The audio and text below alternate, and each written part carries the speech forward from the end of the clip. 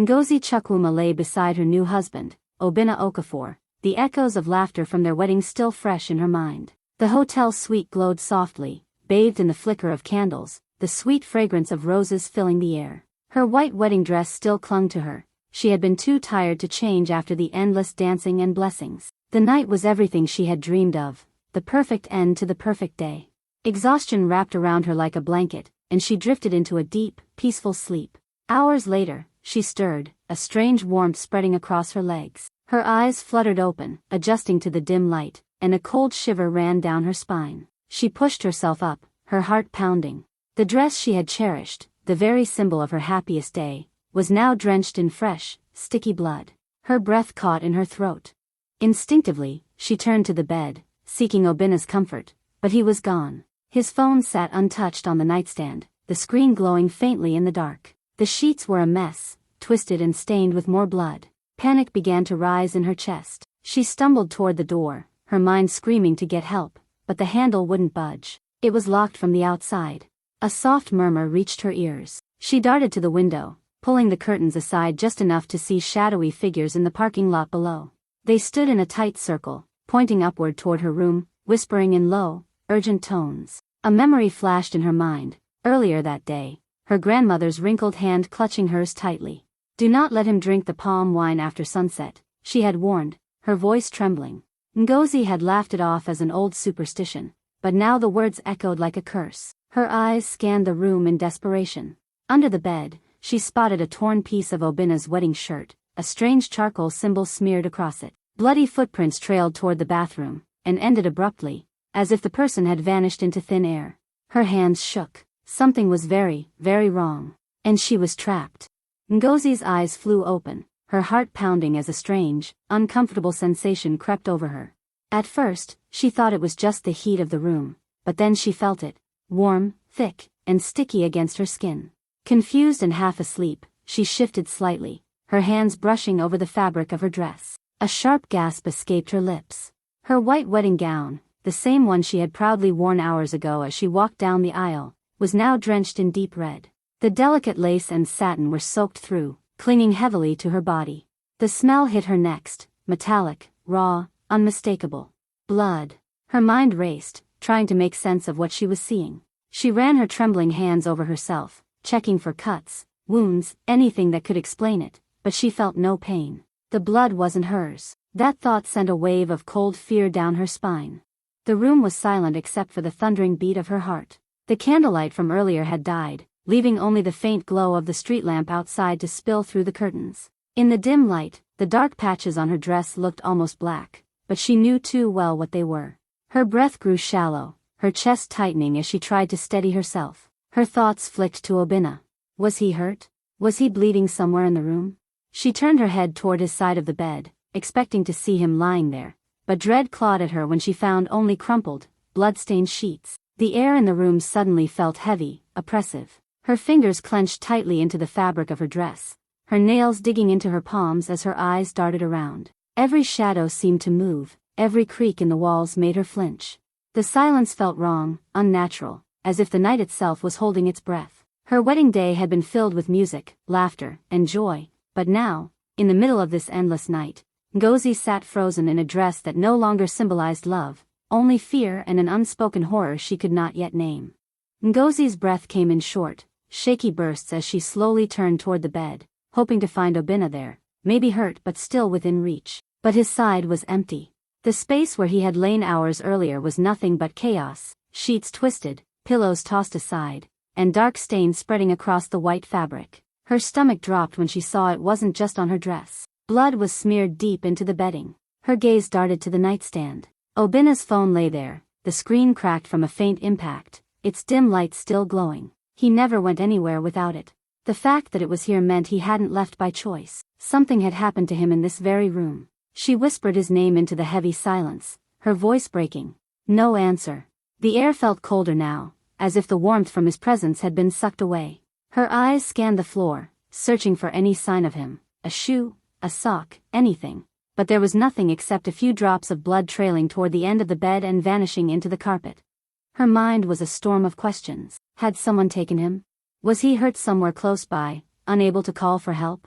Her chest tightened with the terrifying thought that whoever had done this could still be inside. She moved cautiously toward the bathroom, her bare feet brushing against the cold floor, every step echoing too loudly in the stillness. But the door was half open, the light off, and there was no one inside. No sound, no movement, just emptiness. Panic clawed its way up her throat. This was supposed to be their first night together as husband and wife, yet now she stood alone in a room that felt like a crime scene. The blood on the sheets, the abandoned phone, the silence, all of it told her something was terribly wrong. In that moment, Ngozi knew the joy of her wedding day was gone. Obinna had vanished, and the darkness surrounding her felt alive, closing in, as if it too wanted to take something from her before the night was over. Ngozi's pulse raced as she stumbled toward the hotel suite door, her only thought to get out and find help. She grabbed the handle and twisted hard, but it didn't move. She tried again, rattling it violently, but the lock wouldn't budge. A wave of dread washed over her. Someone had locked it, from the outside. Her breathing quickened. She pounded her fists against the wood, calling out for anyone who might hear, but her voice seemed swallowed by the thick silence. Pressing her ear to the door, she heard nothing. No footsteps, no voices in the hallway. Whoever had done this didn't want her to leave, and they didn't want anyone to come in. Her hands trembled as she backed away. The air in the room felt heavier now, the faint smell of blood still clinging to her dress. She needed to know if someone was out there. Moving toward the window, she parted the curtains slowly, afraid of what she might see. Outside, the parking lot was cloaked in darkness, the dim orange glow of the streetlights casting long, eerie shadows. Then she saw them. Figures standing together near the far end of the lot. There were 4, maybe 5 of them, dressed in dark clothing that made their faces hard to see. They weren't moving aimlessly, they were fixed on her room. One of them lifted a hand and pointed upward. The others followed his gaze, their heads tilting in unison toward her window. Her heart thudded painfully against her ribs. They began whispering to each other, their voices too low for her to hear, but their body language spoke volumes. They knew she was trapped. She let the curtain fall quickly, stepping back into the shadows of the room. The idea of calling for help crossed her mind, but Obinna's phone was still on the nightstand, useless without reception here. Ngozi's thoughts spiraled. Why were they watching her? Did they have Obinna? The locked door, the silent hallway, the figures below, it all felt like a net tightening around her. And she realized with chilling certainty, whatever was happening wasn't random.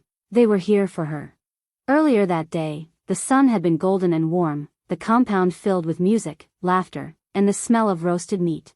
Guests danced, children ran between tables, and palm wine flowed freely in clay cups. Ngozi had been radiant in her gown, greeting friends and family, when she felt a gentle but firm tug on her arm. It was her grandmother, Mama Ifeoma, her wrinkled face serious beneath the geli wrapped tightly around her head. She pulled Ngozi away from the noise, guiding her to a quiet corner behind the house where no one could overhear.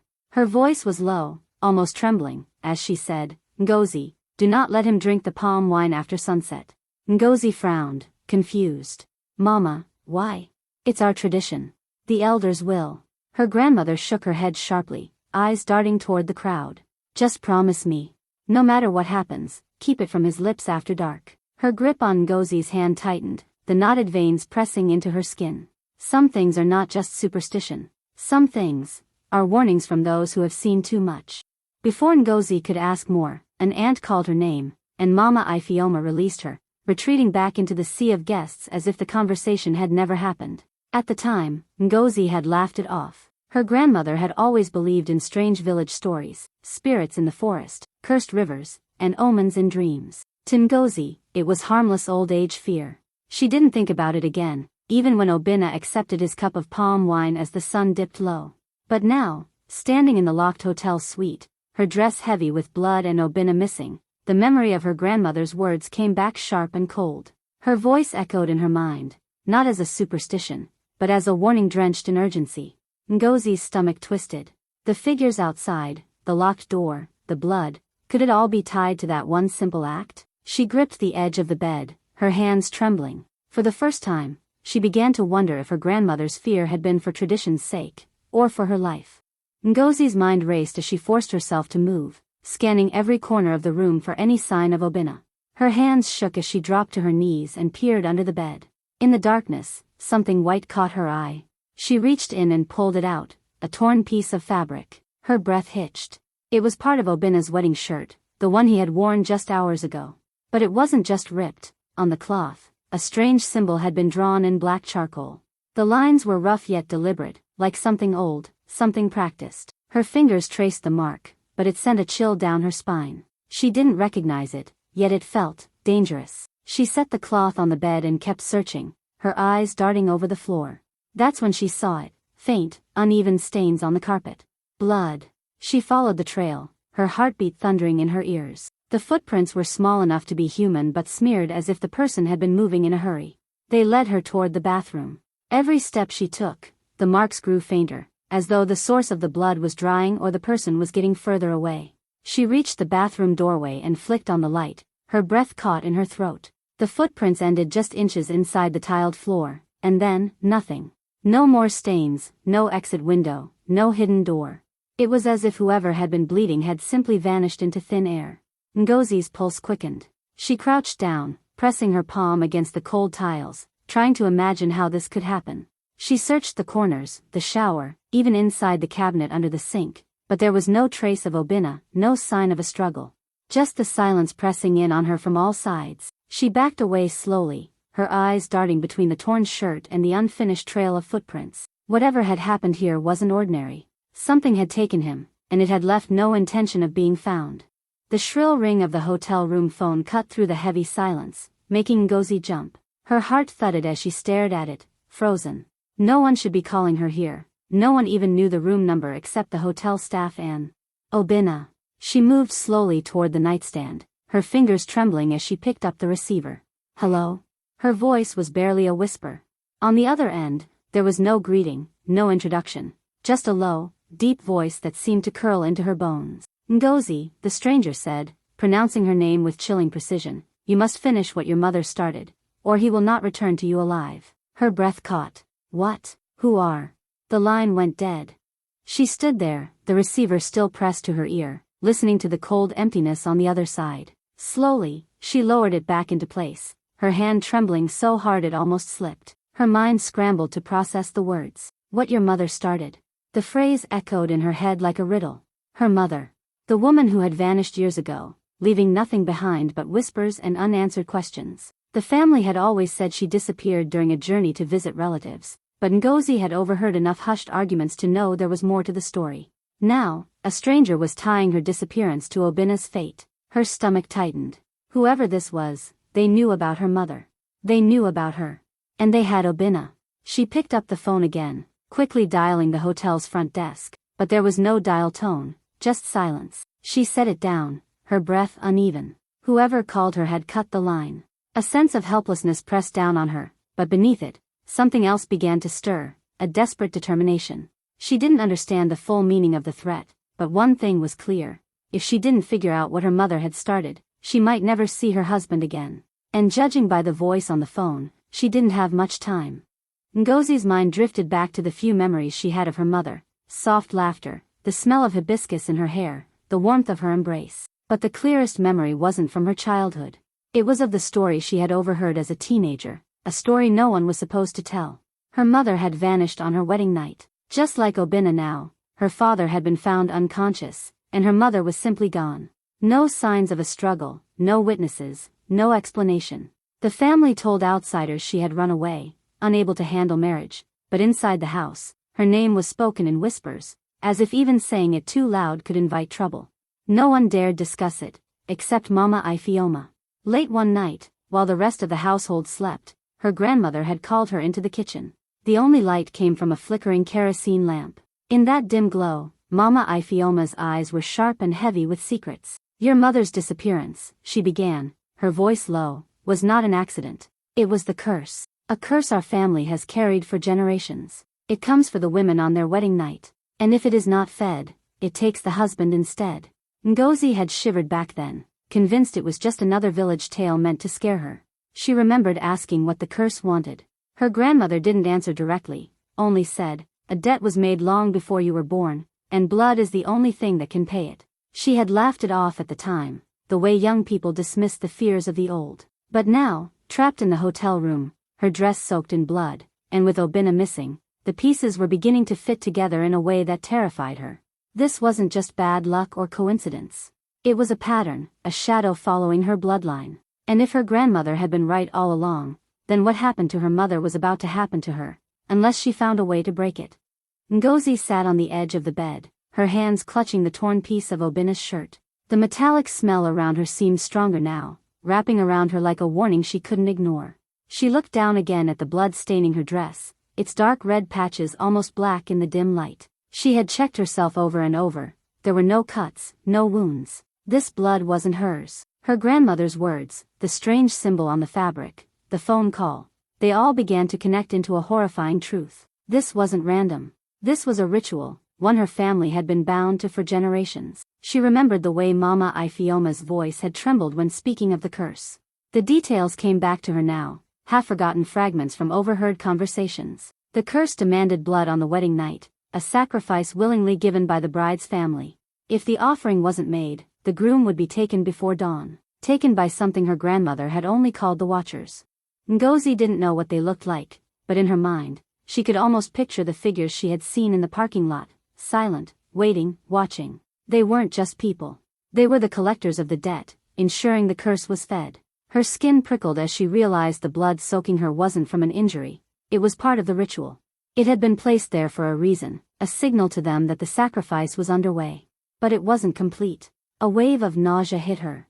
The meaning was clear. If she didn't finish what had been started, they would take Obina instead. She imagined him somewhere close, surrounded by those shadowy figures, his fate hanging by a thread.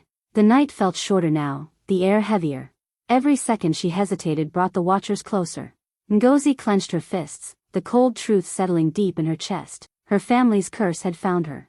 And unless she chose to spill more blood before dawn, she would lose her husband forever. The first faint light of dawn crept through the thin curtains, casting a pale glow across the room. Ngozi's body felt heavy, her mind torn between fear and desperation. She had searched the suite again, running her hands over every surface, every shadow, looking for something, anything, that could help her. That's when her fingers brushed against her wedding bouquet, still resting on the table where she had placed it hours ago. It no longer looked fresh and bright. The petals had begun to wilt, their edges curling inward. She lifted it, intending to toss it aside, when she felt something hard hidden within the stems. Her breath caught as she pulled it free. It was a dagger, slender, old, its blade etched with the same strange symbol she had seen on Obina's torn shirt. Her heart pounded. This was no ordinary weapon. She could feel it in her bones. This was the tool meant to complete the ritual. Her grandmother's words echoed again. Blood is the only thing that can pay it. Her hands trembled as the reality sank in. The curse could be broken tonight if she gave the sacrifice it demanded, herself. If she cut her palm, maybe her life, Obina would be spared. But another thought crept in, sharper than the blade in her hand. What if she could deceive the Watchers? Give them what they wanted without ending her own life? The weight of the choice pressed down on her chest, stealing her breath. She imagined Obina's face, the warmth of his hand in hers just hours ago, and the shadowy figures outside waiting to claim him. The footsteps came first, slow, deliberate, growing louder in the hallway. The door handle rattled once, then again. Ngozi gripped the dagger tighter, tears streaming down her face, her mind racing between surrender and defiance. She stood perfectly still, every muscle tense, as the sound drew closer, each step pounding like a countdown in her ears. The blade gleamed faintly in the dawn light, ready for whatever choice she would make. And then, the door began to open.